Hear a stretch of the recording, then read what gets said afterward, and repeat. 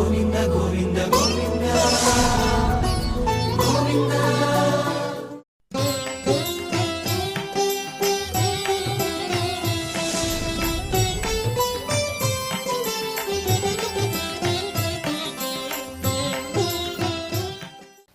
గురుర్బ్రహ్మా గురుర్విష్ణుః గురుర్దేవో మహేశ్వరః గురుః సాక్షాత్ పరం బ్రహ్మ తస్మై శ్రీ గురవే నమః. సుగ్రీవాదియుతం శ్రీశం భస్మాంగావృతమీశ్వరం మహేశ్వర సమం ధ్యాయేత్ కిష్కింధాకాండవుత్తమే. శ్రీరామచంద్ర పరబ్రహ్మణే నమః. వసంతకాలంలో ఉన్నటువంటి పుష్ప సమృద్ధిని వర్ణించినటువంటి తరువాత తనను ప్రభావితం చేస్తున్న పక్షుల అరుపుల గురించి రామచంద్రుడు ఇలా అంటూ ఉన్నాడు లక్ష్మణస్వామితో. అథ శ్రీమద్ రామాయణే ఆది కావ్యే కిష్కింధాకాండే ప్రథమ సర్గః. మాం హి శోక సమాక్రాంతం సంతాపయతి మన్మథః హృష్ట ప్రవదమానశ్చ సమాహ్వయతి కోకిలః. శోక సమాక్రాంతం మాం, శోకముతో నిండి ఉన్నటువంటి నన్ను మన్మథః సంతాపయతి, మన్మధుడు బాధ పెడుతూ ఉన్నాడు లక్ష్మణ. హృష్టం ప్రమదమానః కోకిలః, సంతోషంగా పలుకుతున్నటువంటి ఆ కోకిలలు సమాహ్వయతి, ఆహ్వానిస్తూ ఉన్నాయి. ఇక్కడ కోకిలలు ఆహ్వానించడము అనంటే స్వామి దుఃఖంలో ఉన్నారు, శోకముతో నిండి ఉన్నటువంటి వాడు, సీతమ్మ దూరమైందన్నటువంటి శోకంలో ఉన్న ఆ రామచంద్రుని మన్మథుడు అనంటే మనః మత్నాతి వికరోతి, మనస్సును మార్చేటటువంటి వాడు అని అర్థం. అలా మనస్సును మార్చేటటువంటి వాడైనటువంటి ఈ మన్మథుడు అంటే శోకంలో ఇంకా శోకాన్ని ఇనుమడింపజేసేటటువంటి విధంగా, దుఃఖాన్ని పెంచేటటువంటి విధంగా మన్మథుడు నన్ను తీవ్రంగా బాధపెడుతున్నాడు అని లక్ష్మణస్వామితో అంటూ ఉన్నాడు. ఇక్కడ సంతోషంగా ఉన్నటువంటి కోకిలలు ఏవైతే ఉన్నాయో ఆ కోకిలలు తమ పంచమ స్వరాలాపనతో చక్కగా అరుస్తూ ఉన్నాయి, కూస్తూ ఉన్నాయి. అలా ఆ కోకిల యొక్క స్వరాలు ఏ విధంగా ఉన్నాయి అనంటే కోకిల యొక్క పంచమ స్వరాలాపనలతో తనను ఆహ్వానిస్తూ తనతో పోటీకి రమ్మన్న విధంగా గేలి చేస్తున్నాయా అన్నటువంటి విధంగా ఉందట. అందుకనే ఇక్కడ సమాహ్వయతి కోకిలః, ఆ కోకిలలు నన్ను కూడా రమ్మని ఆహ్వానిస్తున్నాయి, పోటీకి రమ్మని ఆహ్వానిస్తున్నాయి. ఈ విధంగా నేను శోకంలో ఉన్నాను, మన్మధుడు నా శోకాన్ని ఇంకా పెంచేటటువంటి విధంగా ఆ కోకిలను పంపించి నన్ను పోటీకి ఆహ్వానిస్తున్నటువంటి విధంగా ఉంది అని చెబుతూ ఉన్నారు. ఏష నత్యూహకో హృష్టః రమ్యే మాం వన నిర్ఝరే ప్రణదన్మన్మథావిష్టం శోచయిష్యతి లక్ష్మణ. లక్ష్మణ, రమ్యే వన నిర్జరే, రమ్యమైనటువంటి అరణ్యముల యొక్క నిర్జరే సెలయేళ్లలో హృష్టః ప్రణదన్, సంతోషముతో కూయుచున్నటువంటి ఏషః నత్యూహకః, ఈ జలకుక్కుటము మన్మథావిష్టం మాం, విరహబాధకు లోనైనటువంటి నన్ను శోచయిష్యతి, శోకింపజేస్తూ ఉన్నది, దుఃఖాన్ని కలిగిస్తూ ఉన్నది అని అన్నారు. ఇక్కడ నత్యూహకః అన్నారు. నత్యూహకః కుక్కుట భేదః అని. కుక్కుటము అంటే ఏమిటి అంటే కుకతి అదదాతి కీటకాన్, కీటకములను తినేటటువంటిది, గ్రహించున్నటువంటిది. లేదా కుటతి ఇతివా, వంకరగా అటు ఇటు నడిచేటటువంటి దానికి కుక్కుటము అంటే కోడి. ఇక్కడ నత్యూహము అనంటే జలకుక్కుట, నీటి కోడి అని అన్నారు.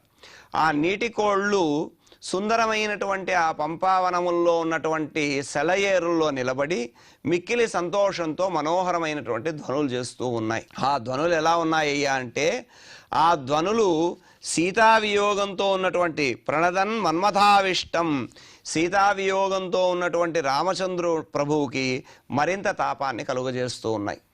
భార్యావియోగం చేత తాను పొందుతున్నటువంటి ఆ దుఃఖాన్ని ఇంకా పెంచేటటువంటి విధంగా ఈ సన్నివేశం కనిపిస్తున్నది అని చెప్పి లక్ష్మణుడితో రామచంద్ర ప్రభు అంటూ ఉన్నాడు. ఇలా జలకుక్కుటములు చూసినప్పుడల్లా కూడా శోకం అధికమవుతోందా అంటే కాదు. ఎందుకు కాదు అనేటటువంటి తర్వాత చెబుతూ అంటున్నాడు ఆయన, శ్రుత్వైతస్య పురా శబ్దం ఆశ్రమస్థా మమ ప్రియా మామాహూయ ప్రముదిత పరమం ప్రత్యనందత శ్రుత్వైతస్య పురా శబ్దం పురా ఆశ్రమస్థా మమ ప్రియ. ఇది వరకు ఆశ్రమంలో ఉన్నప్పుడు నా ప్రియురాలైనటువంటి సీతమ్మ ఏతస్య శబ్దం శ్రుత్వా ఈ నీటి కోళ్ల యొక్క ధ్వని విని ప్రముదిత సంతోషించినటువంటిదై మాం ఆహూయ నన్ను పిలిచి పరమం ప్రత్యనందత మిక్కిలి సంతోషాన్ని పొందుతూ ఉండేది. అంటే ఆనాడు ఆశ్రమంలో సీతమ్మ ఉన్నప్పుడు ఈ నీటి కోళ్ల యొక్క ధ్వనులు రామచంద్ర ప్రభువుకు ఆనందాన్ని కలిగించాయి. నేడు సీతమ్మ వియోగం చేత దుఃఖంలో ఉన్నటువంటి రామచంద్ర ప్రభువు యొక్క దుఃఖాన్ని ఇవే నీటి కోళ్లు ఇంకా అధికం చేస్తూ ఉన్నాయి. కనుక ఆయన అంటున్నాడు పురా ఆశ్రమస్థ, ఓ లక్ష్మణ, పంచవటి ఆశ్రమంలో ఉన్నప్పుడు ఈ జలకుక్కుటముల యొక్క మనోహరమైనటువంటి ధ్వనులు విని సీతమ్మ చాలా సంతోషాన్ని పొందేది. తాను సంతోషం పొందడం మాత్రమే కాదు, ఆ సంతోషాన్ని తనతో పంచుకోవాలి అని చెప్పి రామచంద్ర ప్రభువును పిలిచి అదిగో ఆ జలకుక్కుటముల యొక్క ధ్వనులు ఎంత రమ్యంగా ఉన్నాయో వినండి అని చెప్పి ఆమె ఆ సంతోషాన్ని తెలియపరిచేది. అలా రామచంద్ర ప్రభు ఆ జలకుక్కుటముల యొక్క మధురమైనటువంటి ధ్వనులు విని సంతోషిస్తే తాను అధికంగా సంతోషపడేది. ఇది పరస్పరం భార్యాభర్తల మధ్య ఉండవలసినటువంటి అన్యోన్యత అద్భుతంగా తెలియజేస్తున్నటువంటిది. ఇక్కడ సీతమ్మకు సంతోషం ఏమిటయ్యా? సీతమ్మకు సంతోషం ఎప్పుడు అనంటే రామచంద్ర ప్రభువు సంతోషాన్ని పొందినప్పుడు మాత్రమే సీతమ్మ సంతోషాన్ని పొందుతుంది. అంటే తాను పొందేటటువంటి సంతోషం తనకు సంతోషం కాదు, తాను పొందినటువంటి సంతోషాన్ని రామచంద్ర ప్రభువుకు తెలియజేసి రామచంద్ర ప్రభువు సంతోషాన్ని పొందితే అది నిజమైనటువంటి సంతోషం సీతమ్మ తల్లికి. కనుక అక్కడ పరస్పరము వారి మధ్య ఉన్నటువంటి అన్యోన్యమైనటువంటి ఈ అనురాగం, భార్యాభర్తల మధ్య ఉన్నటువంటి అనురాగం ఏ విధంగా ఉందో చెబుతూ ఉన్నారు. ఇక్కడ అంతరార్థాన్ని గమనిస్తే ఈ రామచంద్ర ప్రభువు నరునిగా కీర్తించబడినటువంటి వాడు, రామచంద్ర ప్రభువు నరుడైతే ఈ సంసారమే అరణ్యము, అలాగే అందులో ఉన్నటువంటి కోకిలలు కర్మనిష్ఠులైనటువంటి వారు అని అన్నారు. నత్యూహకము అంటే ఈ నీటి కోళ్ళు ఏవైతే ఉన్నాయో ఆ నీటి కోళ్ళు కేవలం జపాన్ని చేసేటటువంటి వారు అని అన్నాడు. అంటే ఈ సంసారంలో ఉండి కర్మనిష్ఠులైనటువంటి వారు, అలాగే జపములను ఆచరించేటటువంటి వారు ఏ నరులైతే ఉన్నారో వారిని తెలియజేసేటటువంటి అంతరార్థాన్ని ఇక్కడ చెబుతూ ఉన్నారు. అంటే కర్మనిష్ఠులు జపము అని ఏమిటి అని అంటే కర్మ కానీ జపం కానీ ఈ రెండు భక్తి జ్ఞానాలను కలిగి చెయ్యాలి. భక్తి జ్ఞానము లేనటువంటి చోట ఇవి చేసినా వాటి యొక్క ప్రయోజనం ఉండదు. కనుక భగవత్ సాన్నిధ్యాన్ని ఎప్పుడైతే భక్తితో జ్ఞానాన్ని కలిగి ఈ కర్మను ఆచరించడం కానీ లేదా జపాన్ని ఆచరించడం కానీ చేస్తే అది భగవత్ సామీప్యాన్ని మనకు కలిగింపజేస్తుంది. అదే ఇక్కడ అంతరార్థం. సీతమ్మ తాను సంతోషించి ఆ సంతోషాన్ని రామచంద్రుడితో పంచుకొని రామచంద్రుడు సంతోషిస్తే సీతమ్మ సంతోషాన్ని పొందుతోంది అని అన్నారు. అంటే ఇక్కడ జ్ఞానము అలాగే భక్తి ఈ రెండిటి చేతనే మనకు పరమాత్మ ప్రాప్తి ద్వారానే ఆనందము అని అన్నారు. ఇక్కడే ఈ జ్ఞానభక్తుల గురించి చెప్తూ భక్తికి వశుడైనటువంటి వాడు పరమాత్మ, భక్తి క్రీతో జనార్దన అన్న వాక్యం. భక్తికి మాత్రమే వశుడైనటువంటి వాడు పరమాత్మ. ఇక ఇతరులకు దేనికి కూడా వశుడు కానటువంటి వాడు పరమాత్మ ప్రీతిని దేని చేత చెందుతాడయ్యా అంటే భక్తి చేతనే చెందుతాడు. అందుకే భక్తి వశుడైనటువంటి ఆ పరమాత్మ ఆ భక్తి గురించి చెబుతూ అంటారు, భక్తిరేవైనం నయతి భక్తిరేవైనం పశ్యతి భక్తిరేవైనం దర్శయతి భక్తివశ పురుషో భక్తిరేవ భూయసి. భక్తిరేవైనం నయతి, ఆ నయతి తీసుకొని వెడుతుంది. ఏది తీసుకెళ్తుంది పరమాత్మ దగ్గరికి అంటే భక్తి మాత్రమే పరమాత్మ దగ్గరకు తీసుకొని వెడుతుంది. భక్తిరేవ ఏనం పశ్యతి, భక్తి మాత్రమే పరమాత్మను మనకు దర్శింపజేస్తుంది. భక్తి ఏవ ఏనం దర్శయతి, పరమాత్మను దర్శింపజేసేటటువంటిది, పరమాత్మ వద్దకు తీసుకొని వెళ్ళగలిగేటటువంటిది, పరమాత్మ సాన్నిధ్యానికి తీసుకొని వెళ్ళేటటువంటిది భక్తి మాత్రమే. భక్తి వశః పురుషో, ఆ భక్తి చేత మాత్రమే పరమాత్మ వశుడవుతాడు అని చెప్పి ఆ భక్తిరేవ భూయసి, కనుక భక్తియే గొప్పది అని అన్నారు. అలాగే గీతావచనములు భక్త్యా లభ్యస్త్వనన్యయా భక్త్యా త్వనన్యయా శక్యః భక్త్యా మాం అభిజానాతి, ఇటువంటివన్నీ కూడా ఈ వాక్యాలు ఏం చేస్తాయి అంటే పరమాత్మ భక్తికి మాత్రమే వశుడు అనేటటువంటి విషయాన్ని స్పష్టం చేస్తాయి. అలాగే భాగవతంలో కూడా భక్తి వైశిష్ట్యం చాలా అద్భుతంగా చెబుతూ అంటారు, నసాధయతి మాం యోగః నసాంఖ్యం ధర్మ ఉద్ధవ న స్వాధ్యాయస్తపస్త్యాగో యథా భక్తిర్మమోర్జిత. న సాధయతి మాం యోగః అంటే పరమాత్మను తెలుసుకోవడానికి ఏది ప్రధానము అనంటే భక్తి ప్రధానము. ఎలాగా? స్వాధ్యాయము, తపస్సు, యోగము, సాంఖ్యము, త్యాగము ఇవేవి కూడా భక్తిని తన వద్దకు చేర్చినటువంటి విధంగా పరమాత్మ వద్దకు చేర్చలేవు. కనుక భక్తిర్మమోర్జిత, కేవలం భక్తి చేత మాత్రమే గ్రహించబడుతాను అని అన్నాడు. కనుక మోక్ష సామగ్రులు ఏవైనా ఉన్నాయి అనంటే మోక్ష కారణ సామగ్ర్యాం భక్తిరేవ గరీయసి. కాబట్టి మోక్షాన్ని అనుగ్రహింపజేసేటటువంటి సాధనం కనుక భక్తి అనేటటువంటిది ముక్తికి సోపానము అని అన్నారు. మరి ఆ భక్తి ఎలాగా? జ్ఞానాదేవతు కైవల్యం, ఆ మోక్షం కూడా జ్ఞానం ద్వారానే మోక్షం లభిస్తుంది. ఇక్కడ జ్ఞానము అంటే జ్ఞాని త్వాత్మైవ మే మతం అని పరమాత్మ ఉపదేశించాడు. అంటే జ్ఞాని తన యొక్క స్వరూపమే అని అన్నాడు. అలా జ్ఞాని నా స్వరూపమే అనేటటువంటి పరమాత్మ వచనం అంటే జ్ఞాని ఇక్కడ 4 రకాలుగా పరమాత్మను సేవించేటటువంటి వారు ఉన్నారు. చతుర్విధ భజంతే మాం జనా సుకృతో అర్జున.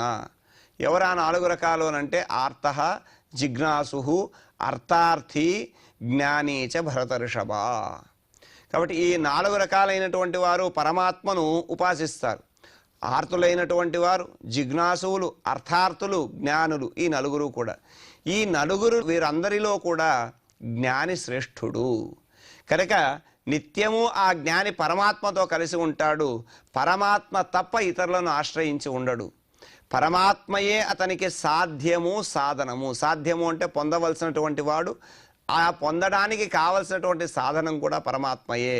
కాబట్టి సర్వము పరమాత్మయే అనేటటువంటి విశ్వాసము ఉన్నటువంటి వాడే జ్ఞాని.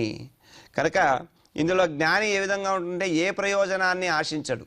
ఏ ప్రయోజనాన్ని కూడా ఆశించకుండగా స్వభావ సిద్ధంగా పరమాత్మ యొక్క నిత్య సత్య అప్రమేయ అఖండమైనటువంటి తత్వాన్ని పరమార్థయుక్తంగానే గ్రహిస్తూ ఉంటాడు. కనుక జ్ఞాని అయినటువంటి వాడు తాను ఈ జ్ఞానము చేత పరమాత్మను గ్రహిస్తాడు. భక్తికి వశుడైనటువంటి వాడు పరమాత్మ. కనుక ఈ జ్ఞానము భక్తి అనేటటువంటి ఈ 2 చేత మాత్రమే పరమాత్మ వశుడవుతాడు. కనుక ఈ అరణ్యంలో ఉండేటటువంటి నరులు ఇక్కడ కర్మ కానీ లేదా జపములు కానీ భక్తి జ్ఞానములు కలిగి చేయాలి అనేటటువంటి చెబుతున్నాడు. కనుక అప్పుడు పరమాత్మకు ప్రీతి చెందుతుంది. ఎప్పుడైతే పరమాత్మకు ఆనందం కలుగుతుందో అది జీవునికి నిజమైనటువంటి ఆనందం.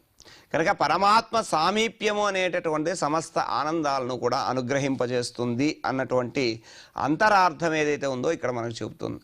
కాబట్టి జలకుక్కుటముల ధ్వనులు ఒకనాడు సీతమ్మ ఆనందించింది విని, ఈరోజు సీతమ్మ తనతో లేదు, అపహరించబడింది. కనుక అవే జలకుక్కుటముల ధ్వనులు తన శోకాన్ని మరింతగా పెంచుతున్నాయి అని చెప్పి రామచంద్ర ప్రభు ఆవేదన చెందుతూ ఉన్నాడు. ఇలా వారి మధ్య ఉన్నటువంటి ఆ పరస్పరమైనటువంటి బంధము, ఆ అనురాగము, భార్యాభర్తల మధ్య ఉండేటటువంటి ప్రేమ భావము చాలా స్పష్టంగా మనకు కనిపిస్తూ ఉంటుంది.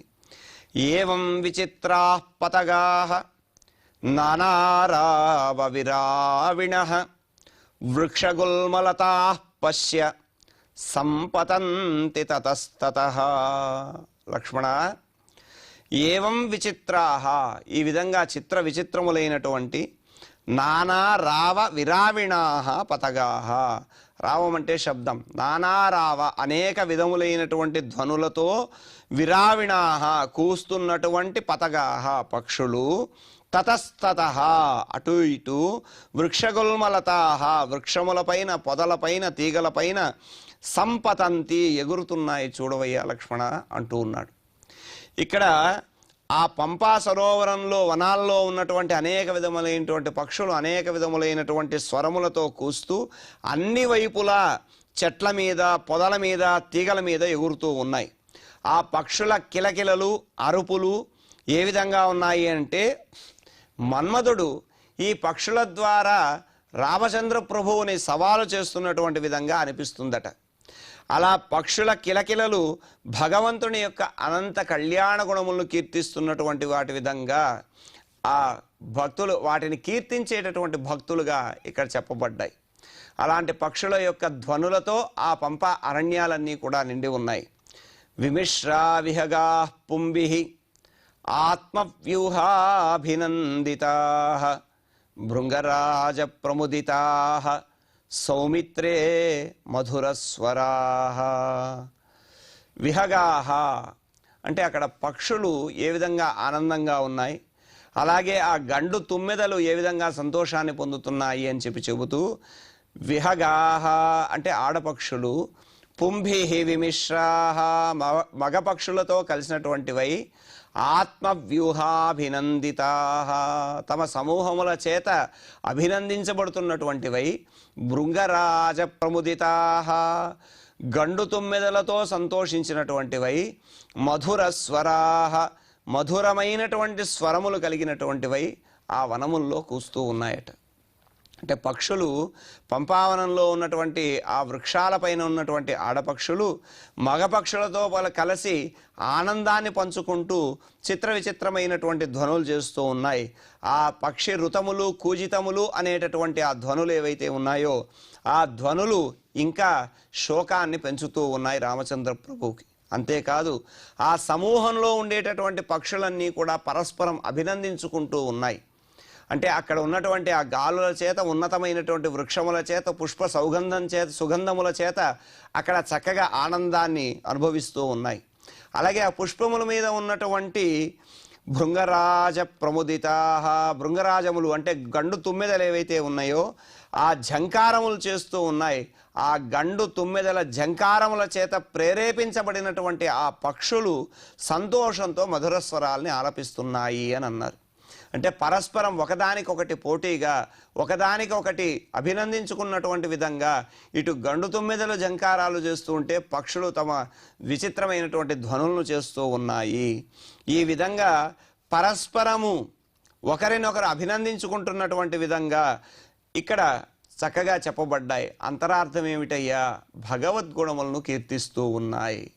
అలా గురువులు తెలిపినటువంటి భగవద్గుణములను అవి గానం చేస్తున్నటువంటి వాటి విధంగా, అంటే పరమాత్మ యొక్క గుణాన్ని పక్షుల రూపంగా చేస్తున్నటువంటి ధ్వని రూపంలో ఒకరు చెబితే, గండు తొమ్మిదల యొక్క జంకార రూపంలో పరస్పరము కూడా పరమాత్మ యొక్క దివ్యమైనటువంటి వైభవాన్ని కీర్తిస్తూ ఉన్నాయి. అలా మధురమైనటువంటి ఆ ధ్వనులు విని అందులో మాధుర్యాన్ని అనుభవించవలసినటువంటి సీతమ్మ లేదు అని చెప్పి రామచంద్రుడు దుఃఖిస్తూ ఉన్నాడు. కనుక ఆ ప్రకృతిలో ఉన్నటువంటి ఆ దివ్య సుందరమైనటువంటి ఆ వర్ణన అనేటటువంటిది శోకాన్ని పెంచుతూ ఉన్నది రామచంద్ర ప్రభువుకి. అస్యాః కూలే ప్రముదితాః సంఘశశకునాస్త్విహ నత్యూహరతి విక్రందనైః పుంస్కోకిల రుతైరపి స్వనంతి పాదపాశ్చేమే మమానంగ ప్రదీపకాః. ఈ పంపా తీరంలో ఇహ అస్యాహ తీరే, ఈ పంపా సరోవరంలో సంఘశః శకునాః, శకునము అంటే పక్షి, శక్నోతి గంతుం విహాయస ఆకాశంలో సంచరించగలిగేటటువంటిది, ఆకాశంలో వెళ్ళగలిగేది కనుక పక్షి. శకునాః అవి ఎలా ఉన్నాయి? సంఘశః గుంపులుగా ఉన్నటువంటి ఆ పక్షులు, ప్రముదితాః సంతోషాన్ని పొందుతూ ఉన్నాయి. ఇమే పాదపాశ్చ ఈ వృక్షములు కూడా నత్యూహరతి క్రందనైః జలకుక్కుటముల యొక్క సురత కూజితముల చేత, పుంస్కోకిల రుతైరపి మగ కోకిల ధ్వనుల చేత, మమానంగ ప్రదీపకాః నా కోరికలను ప్రేరేపిస్తున్నటువంటి విధంగా స్వనంతి ధ్వనిస్తున్నాయి, ధ్వనిని చేస్తున్నాయి అని చెప్పి రామచంద్ర ప్రభువు చెబుతూ ఉన్నాడు. లక్ష్మణ, పంపా తీరంలో గుంపులు గుంపులుగా ఉన్నటువంటి పక్షులు ఆనందాన్ని నాట్యం చేస్తున్నటువంటి విధంగా ఉన్నటువంటి వృక్షములు, అలాగే జలకుక్కుటముల యొక్క ధ్వనులు, కోకిలల యొక్క ధ్వనులు, ఇవన్నీ కూడా మన్మధుని విజృంభణ, మన్మధుడు విజృంభించి నాలో తాపాన్ని అధికం చేస్తున్నటువంటి విధంగా ఉన్నాయ్యా. సీతాదేవితో కలిసి ఉన్నప్పుడు ఈ పక్షుల యొక్క కూజితములు, ఈ పక్షుల యొక్క అరుపులు రామచంద్రుడికి అధికమైనటువంటి సంతోషాన్ని కలిగించాయి. కానీ ఇప్పుడు సీతమ్మ ఎడబాటు వలన స్వామికి అవే పక్షుల యొక్క కూజితములు దుఃఖాన్ని కలిగిస్తూ ఉన్నాయి. అంటే ఇక్కడ జీవ పరమాత్మల యొక్క కలయిక ఎంత సంతోషంగా ఉంటుందో అదే జీవ పరమాత్మల విశ్లేషణ అనేటటువంటిది అంతటి బాధను కూడా కలిగిస్తుంది అనేటటువంటి అంతరార్థాన్ని చెబుతూ ఉన్నారు. ఈ విధంగా ఆ సీతమ్మ ఎడబాటును తట్టుకోలేనటువంటి స్వామి శోకాన్ని పొందుతూ ఉన్నారు. అశోక స్తబకాంగార షట్పదస్వన నిస్వన మాంహి పల్లవతామ్రార్చి వసంతాగ్ని ప్రదక్ష్యతి. అశోక స్తబకాంగార, అంగార అంటే నిప్పుగణిక. అశోక స్తబక అంగార, అశోక పుష్పముల స్తబకం అంటే గుత్తులు. ఆ అశోక వృక్షం మీద ఉన్నటువంటి ఎర్రని పూల గుత్తులు ఎలా ఉన్నాయ్యా అంటే అంగార నిప్పు కణికల్లాగా ఉన్నాయట. అంతేకాదు షట్పదస్వన నిస్వన, షట్పదములు అంటే 6 పాదములు కలిగినటువంటివి తుమ్మెదలు. ఆ షట్పద స్వన నిస్వన, ఆ షట్పదములు అంటే తుమ్మెదల ధ్వని ఏ విధంగా ఉంది అని అంటే ఆ మంటల ధ్వని, మంట వెలిగినప్పుడు వచ్చేటటువంటి చిటపట ధ్వనులు ఏవైతే ఉన్నాయో ఆ ధ్వనుల్లాగా ఉన్నాయట. పల్లవ తామ్రార్చి, పల్లవములు అంటే ఆ వృక్షముల యొక్క చిగుళ్ళు, తామ్రహ ఎరుపు రంగు, అర్చిహి అంటే అగ్ని. అర్చి అనే పదానికి ఇక్కడ అర్చతి దేవాదికం అనయా, దీనితో దేవతలను అర్చిస్తారు అని అగ్నికి చెప్పారు.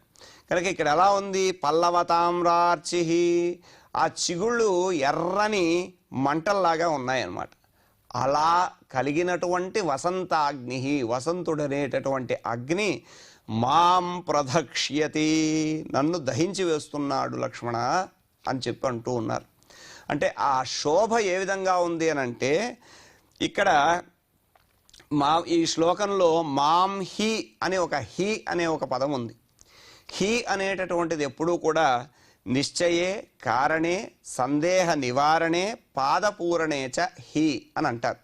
అంటే నిశ్చయము అనేటటువంటి అర్థంలో, కారణం అనేటటువంటి అర్థంలో, సందేహ నివారణం అనేటటువంటి అర్థంలో, అలాగే పాదపూరణం అనేటటువంటి సందర్భాల్లో శ్లోకాల్లో హి అనేటటువంటి పదాన్ని వాడతారు. ఇక్కడ ఏం చెప్తున్నారు, ప్రదక్ష్యతి హి అంటే నిశ్చయం అనేటటువంటి అర్థంలో హి అని ప్రయోగించబడింది. అంటే ఇక్కడ వసంతం అనేటటువంటి అగ్ని, వసంతుడనేటటువంటి అగ్ని నిశ్చయంగా నన్ను దహిస్తూ ఉన్నాడు అని హి అనేటటువంటి ప్రయోగం చేశారు. ఇక్కడ అశోక వృక్షాలను చూడవయ్యా లక్ష్మణ, ఆ అశోక వృక్షాల యొక్క చివర ఎర్రని పూల గుత్తులు ఉన్నాయి, అవి నిప్పు కణాల్లాగా కనిపిస్తున్నాయి. అలాగే షట్పదములు అంటే ఈ తుమ్మెదల ఝంకారములు అగ్ని మంటల యొక్క చిటపట ధ్వనులు అని అన్నాం కదా. ఆ చిటపట ధ్వనులు ఉంటే అగ్ని ప్రజ్వలిస్తున్నప్పుడు అది పైకి ఎగిసేటటువంటి జ్వాలలు ఏ విధంగా ఉన్నాయంటే ఎర్రని ఆ చిగుళ్ళు ఏవైతే ఉన్నాయో అవి పైకి ఎగిసేటటువంటి జ్వాలలు అన్నాడు. అలా వసంత అగ్ని నన్ను దహిస్తోంది అని అన్నాడు. కనుక ఇందులో కూడా అంతరార్థం ఏమిటయ్యా అని అంటే అశోక, శోకము లేనివాడు. శోకం ఎవరికి ఉండదు అంటే జ్ఞాని అయినటువంటి వాడికి శోకం ఉండదు. కనుక జ్ఞాని అయినటువంటి వాడు తనలో ఆ జ్ఞానం చేత అంటే భక్తి కలిగినటువంటి వాడికి శోకము ఉండదు. ఆ భక్తి కలిగినటువంటి వారిలో జ్ఞానం ఏదైతే ఉందో ఆ జ్ఞానం అగ్నిలాగా ప్రజ్వలిస్తూ ఉంటుందట. అలా ఆ అశోక వృక్షం యొక్క ఎర్రని పూలు ఇక్కడ చిగుళ్ళుగా చెప్పబడ్డాయి. ఆ జ్ఞానమే పరమాత్మ పట్ల అనురాగాన్ని పైకి ప్రసరింపజేస్తుంది అని అన్నారు.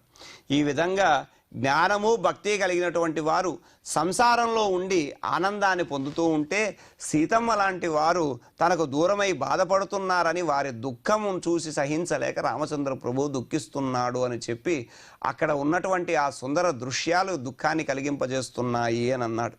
అలా సీతా వియోగం చేత కలిగినటువంటి ఆ శోకాగ్ని అదే వసంతుడు అనేటటువంటి అగ్నిగా తనను దహిస్తున్నాడు అని చెప్పి రామచంద్ర ప్రభు చెబుతున్నాడు. అలాంటి శ్లోకాలను చక్కగా పారాయణ చేసుకుందాం.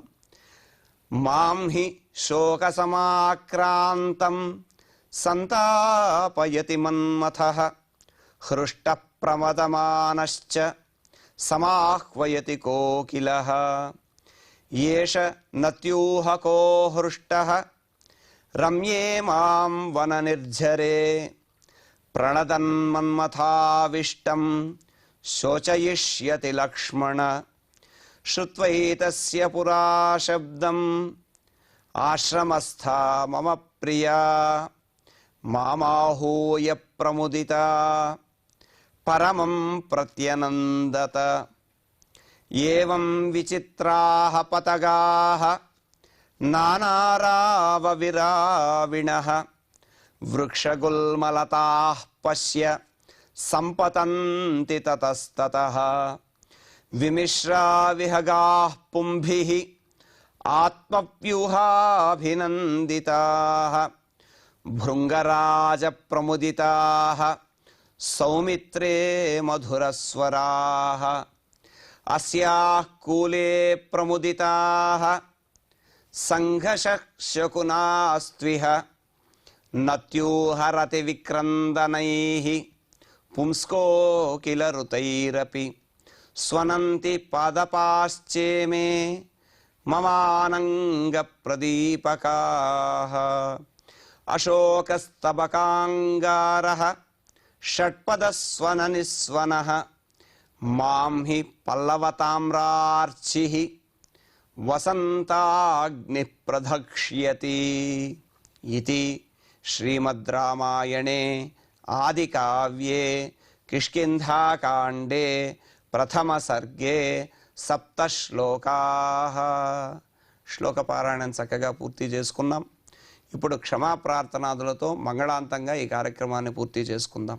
యదక్షరపదభ్రష్టం మాత్రాహీనం చ యద్భవేత్ తత్సర్వం క్షమ్యతాం దేవ నారాయణ నమోస్తుతే.